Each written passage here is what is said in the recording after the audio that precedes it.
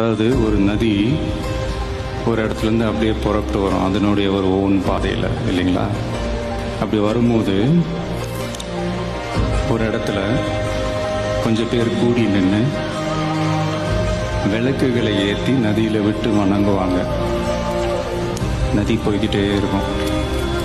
இன்னொரு இடத்துல சில பேர் பூக்களை தூவி நதியை வரவேற்பாங்க.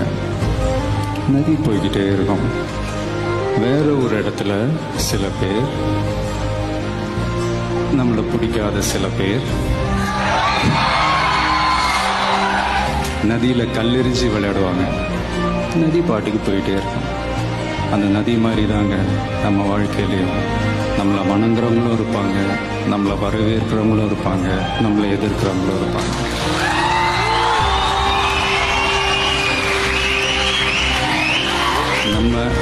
நம்ம வேலை, நம்ம கடமையை செம்மையாக செஞ்சுட்டு அந்த நதி மாதிரியே போய்கிட்டே இருக்கணும். அவ்வளோதாங்க, அவ்வளோதான் மேட்ரு. ரைட்டுங்களா?